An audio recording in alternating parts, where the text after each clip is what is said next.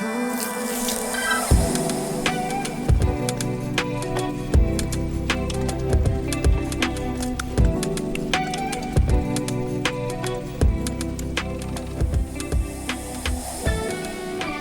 back to Truth Talk. I'm excited to explore an idea today that is a bit interesting to me because it is so cross-culture and countercultural, and it is the antithesis of everything that we have been taught about leadership and about leaders for so long. And the beauty of this is it challenges existing paradigms and hopefully will give hope to people who are not, quote unquote, type A personalities. Those personalities are obviously seen as people who are, I don't know how you'd word this, innate leaders, or leadership qualities are just inherently in them. The trouble with that is that it's not always the truth. There's a lot of leaders that are not ostentatious and gregarious, and they are not just personality plus people, okay? And so this is an amazing bit of research that's been done recently, and it has really set the world on its ears about this subject. Now, most people believe that in order to be a leader, you got to be an extrovert. You've got to be a type A personality. You have to be loud. You have to be gregarious. And that's not always the case. And so I have a exciting book that I just finished. I don't know if you can see this. If you're watching this, you can see it. The name of the book is called Quiet, okay? And the author of the book is a lady named Susan Cain. And she really is, in my opinion, she really is the leader and the genius behind what is known as the quiet movement. Let me read you just the back. Forbes says this is a must-read book. Wall Street Journal says it's enlightening, a rich and intelligent book that asks one to look at what they think and ask themselves, can I be a leader even though I'm an introvert? At least 1/3 of the people we know are introverts. They are the ones who prefer listening to speaking, innovate and create, but dislike self-promotion, who favor working on their own over working in large groups. It is to introverts, Rosa Parks, Chopin, Dr. Seuss, that we owe many of the great contributions to society. In Quiet, it's the title of the book, Susan Cain argues that we dramatically undervalue introverts and show how much we lose in doing so. She charts the rise of the extrovert ideal throughout the 20th century and explores how deeply it has come to permeate our culture. She also introduces us to successful introverts, from witty, high-octane public speakers who recharge in quiet and solitude after talks, to record-breaking salesmen who quietly taps into the power of questions, passionately argued, superbly researched, and filled with indelible stories of real people. Quiet has the power to permanently change how we see introverts, and equally important, how they see themselves. Now, I read this book, and I had scheduled 3 days. I was going to pick it apart and read it in chunks. And I sat down and I read it in one sitting. And I'm telling you, it is a brilliantly written book. Okay. And this is a challenge for me as a leader, because you wouldn't know this, because I'm on this microphone, on this podcast, blah, blah, just prattling away and all the time. And I'm in the pulpit, but I am an introvert. And extroversion is a role that I play to the degree I need to play it. It can only be played by me to the degree that I am faithful to my core self. The reason that I can function as extroverted as I am is because there are states of deep thought, critical thought, solitude, quietness, aloneness that I recharge. And so I have always wrestled within myself, feeling like I love people. I am a people person. And if I'm around people, it happens easily for me. What they do not know is that is a scheduled event in my life. If I was like that all the time, I would become sullen, dark, drained, exhausted, emotionally tapped. You could take me into my library, lock the door, take away the key, and stick food under the door, bring me out in 30 days, and I will have been a happy man and never bored 1 second. Okay? I've never been bored alone in my life. I enjoy being alone. I'm completely happy alone. However, my calling is a relational calling. And so I am outside of my comfort zone when I'm playing the part of an extrovert, but it is what I feel called to do. Now, I have wrestled for years in my own personal life, assuming and thinking, oh, that's good coffee. Sorry. I'm sure you can hear it. And when I take a drink, and it just sounds so good. But if you could only taste it, it is wonderful. There's notes of oranges and there's notes of pomegranate with a deep chocolatey aftertaste. That's kind of like a fig. Or, yeah, my wife would say, if I wanted all that, I'd just go get a basket of fruit. But anyhow, the coffee's great. So I've wrestled with this for years. I've prayed about this. I've talked to God and said, God, am I a hypocrite? Am I a show-off? Am I somehow presenting myself in a way that's not true to who I am? I know I'm an introvert, but extroversion becomes part of what I schedule and what I do. And if I manage my life well, my inner life is happy and complete. My mind is fed by reading. My soul is ministered to by prayer and conversation with God. And my core compass is recalibrated by the systematic study of the Word of God. If all those things are right, I walk into a scheduled moment where I'm interacting with people. I'm happy. I'm at ease. I'm comfortable. And I really am truly and genuinely thankful and happy to be in the presence of people who I love. Now, this book has been a liberating thing for me. It has set me free in a way, because what it does is it balances out that I am able to be an honest, sincere, and authentic extrovert when it's scheduled to be that way, because I'm truly managing my emotions and my soul life and doing the soul work, okay? And so people who are extroverted, they need to schedule their time of introversion or quiet, or they need to be the type where they say, okay, it's not normally my thing to go sit alone for an hour and journal or contemplate or reflect. That maybe that's not them. Maybe that's not their nature, but they have to find quiet time with God. So this can apply both ways, whatever you deem yourself to be.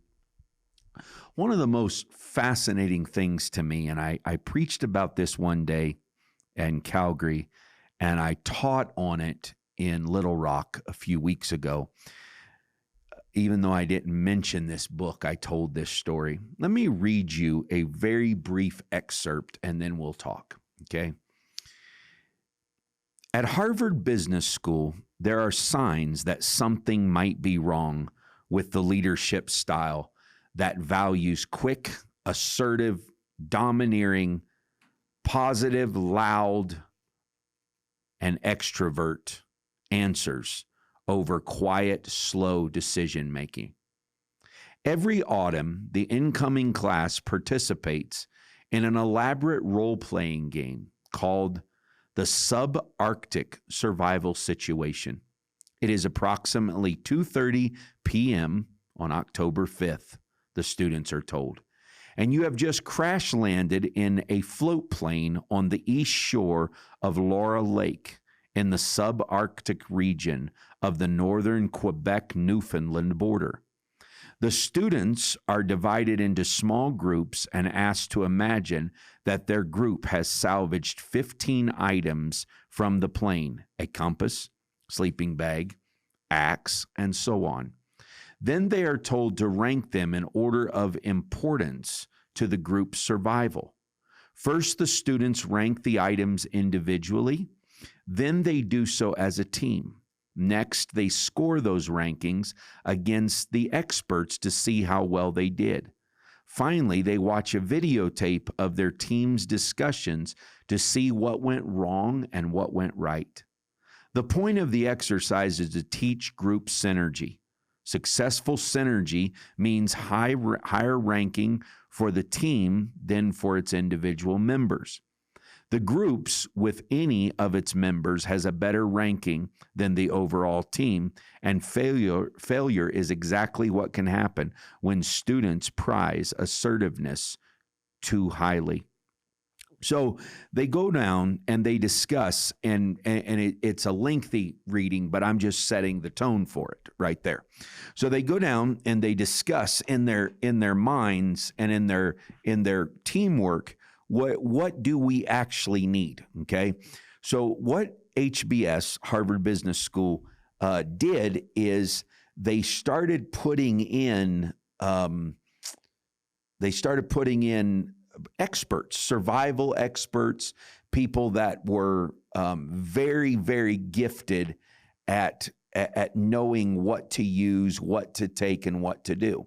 Okay, be that as it may, the group began to ignore experts, and they found that even to their own hurt and even to their own damage, they listened to the person that had the loudest and most gregarious personality. And so they were following the personality and not the cues. So HBS realizes we have a problem in our development structure of our leaders, and that is that we are tuned in our society and culture to follow the best looking person. And this is nuts to me, but HBS has diagrammed and filed away the facial features of successful people down to the point to where they can tell if you are more apt to follow this person. So the experts are ignored to the hurt of the whole, and whoever it is that has the winning personality tends to have the followership. So in a culture where we're built to watch how people act, watch how people live, and watch kind of their body language and whatever it is, we're designed to follow those who are the most attractive, okay? Which gives us a real challenge because nobody is going to call Winston Churchill great looking. You know what I'm saying? He was Pug. That was his nickname with his wife. And so he's like a bulldog, right? But he's a genius in so many ways and in a wide range of his capacities. So you have to teach people in a world that is set to really pay attention to outward manifestations and outward bling. You have to teach them how to reset the core compass and respect those who are quiet. So what they started doing was working on these people in Harvard Business School and telling them, you need to learn to follow something besides just outlandish personalities or the loudest, smoothest talker, Okay. We do prize type A personalities, and we do prize those who are the most assertive. But what if the expert was quiet? What if the expert was somebody who was demure? And so it is incumbent on us as a culture, especially as a thinking culture and the church, it is incumbent on us to learn to respect those who are quiet and learn to respect quietness that produces leaders who are quiet. And so if there's anybody that's listening to this that struggles with the idea or concept of can I lead and not be an extrovert, the answer is absolutely yes. You need to become an expert in your field. Oh, you need to be seasoned. You need to have wisdom. You need to have the ability to articulate what it is you're trying to say, because at no point can we just become sloppy because we're introverts. You know what I'm saying? And this is a great balance, because eccentricity is not a turnoff to people who want to be led. But if your ideologies are sloppy, that's a turnoff to people. So let's take, for instance, nobody will argue that if you're eccentric, you can't be a leader, right? Because most great leaders I know have pretty large capacity for eccentricity, including myself. We're eccentric people that lead. We have quirks. We have all the human warps and woofs and foibles, and yet somehow we're able to grasp and harness all of that to have creativity, ingenuity, and the ability to lead. Now, we also have to take it and make sure that our introversion is not an excuse for poor articulation. Because when you need to speak up in a way that asserts your wisdom, your integrity, your value added to the conversation or the scenario of the system, in a way that fosters confidence, that people want to be led by somebody who is confident in what they know, in their skill set, even if they're not comfortable or confident in that they have a winning personality. Okay. So in the book, I don't know if you bought this book on Amazon, this one's through Crown Publishing, Random House Book Club. Anyhow, if you bought this book, the one that I bought came with this little red card in it. And it's quite a fascinating little list here. And the title of this list is, you can't see it, but it's a manifesto for introverts. And I want to talk just briefly about this. Number one, there's a word for people who are in their heads too much. You know what that word is? Thinkers.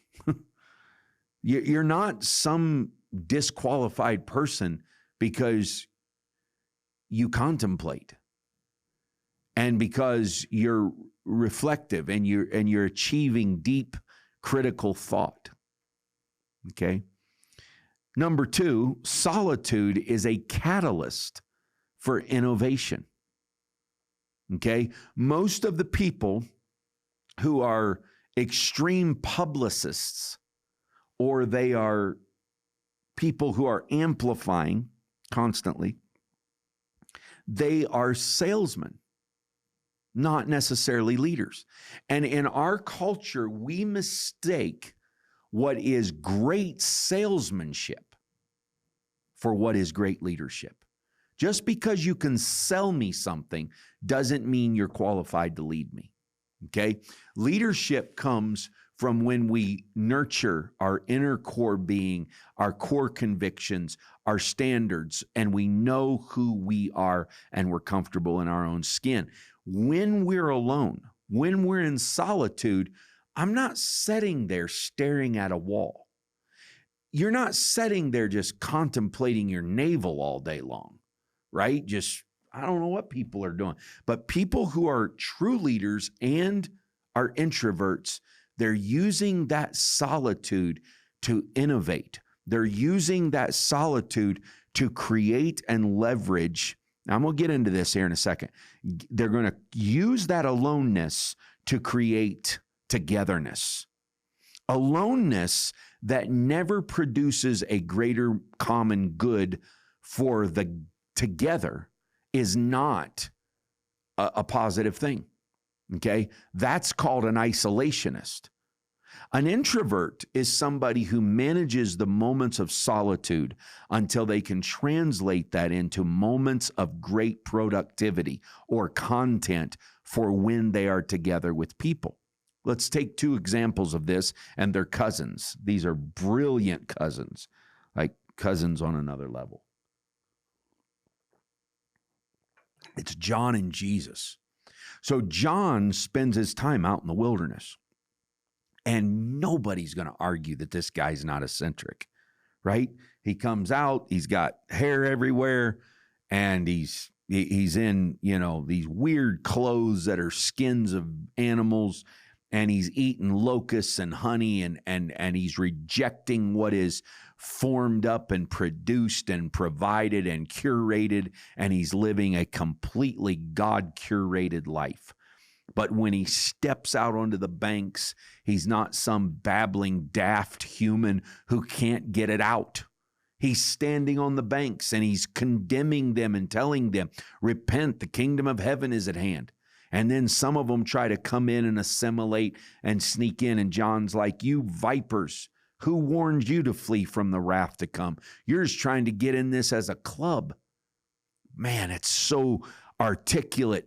Go read John's message. Go read Matthew chapter 4. It's unbelievable what was going on here. And so John comes out and he's preaching this uber articulate message, and he's not a turnoff because he's some kind of outlier, right? I'm sorry, not John chapter 4.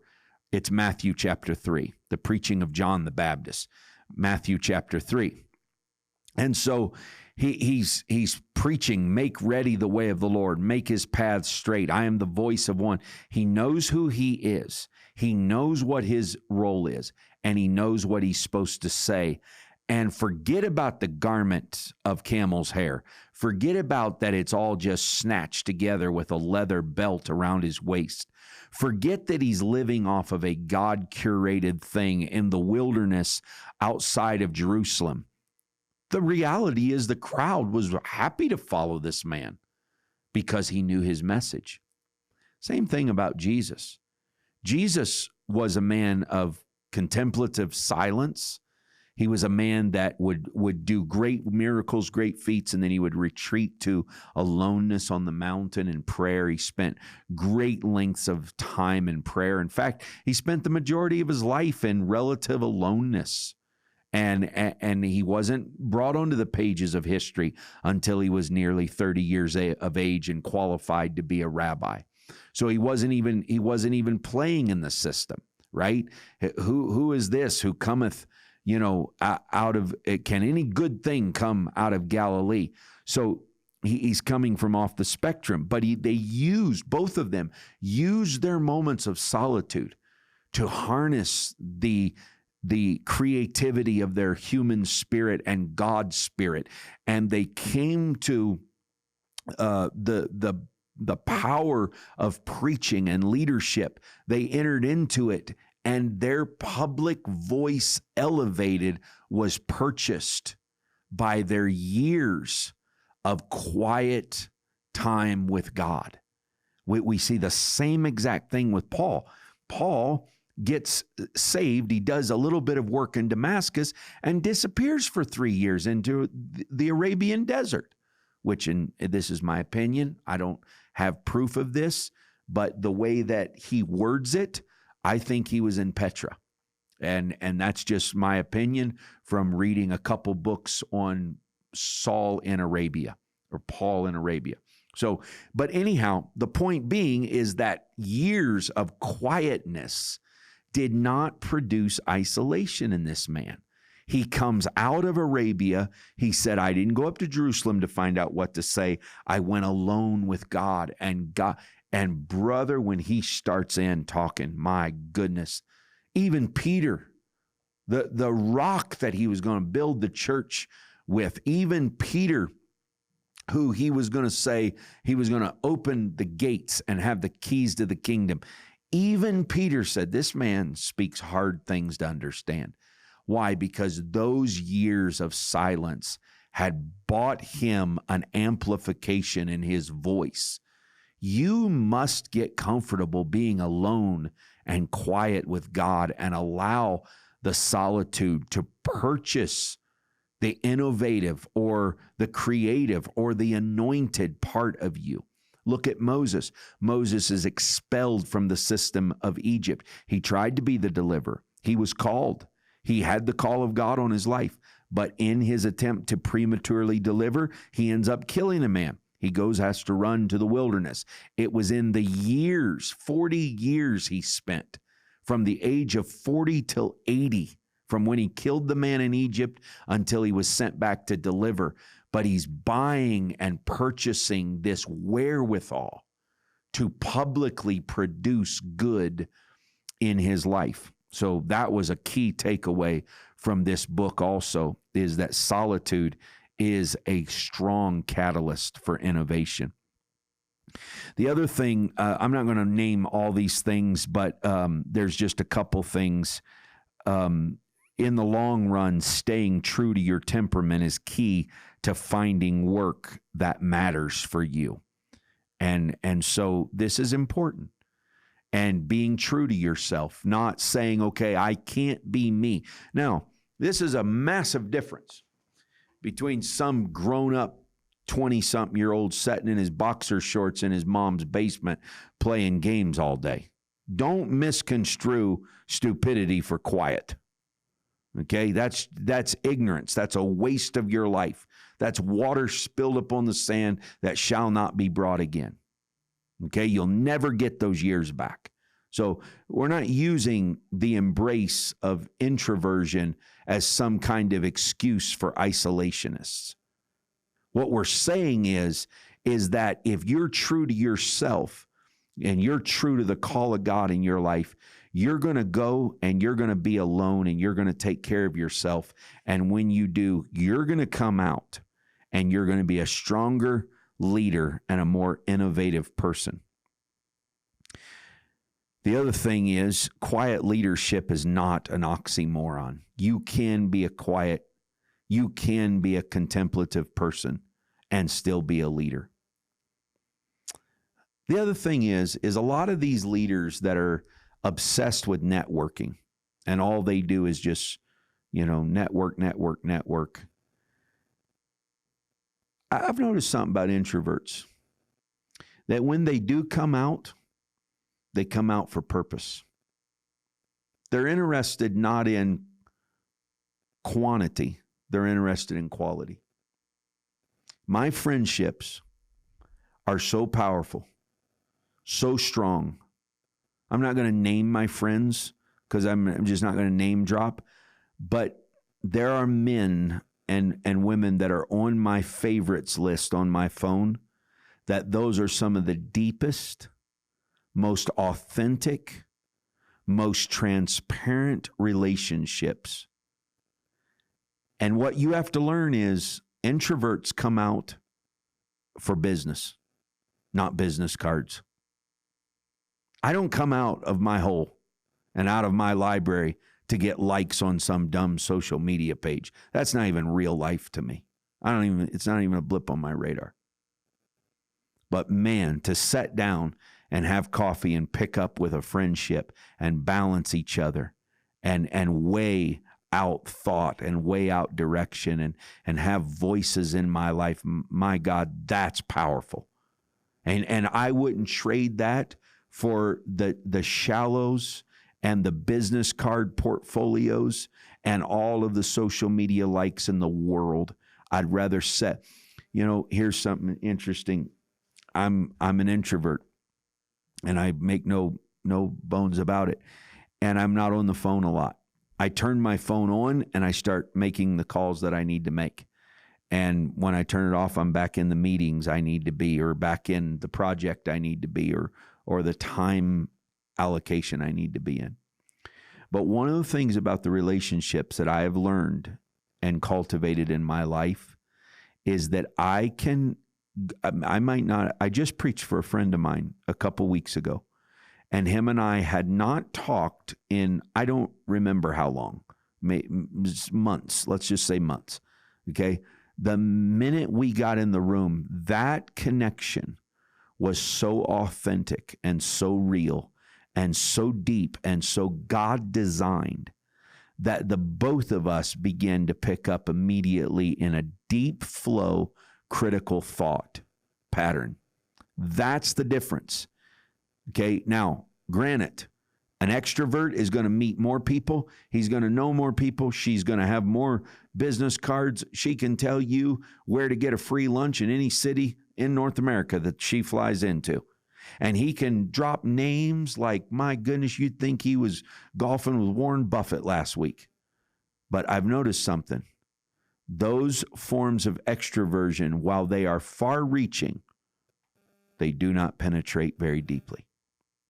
And so if you are the quiet person, don't beat yourself up, because Carl Ballestero, I attribute this to Carl Ballestero. Thomas is producing this and he'll fact check me. Somebody may have said this, but if a man can produce 5 close friends that he does not have to work hard or have high maintenance relationship with, they're just 5 constant stars in his or her life, they are wildly successful at relationships. I know people that have stacks of contacts. We don't do Rolodex anymore. Nobody that's under 35 is even going to know what I'm talking about. But a Rolodex is all them little cards, and they used to spin them. And man, you could just, I got this many contacts. And you want to stop them and saying, how many friends do you have?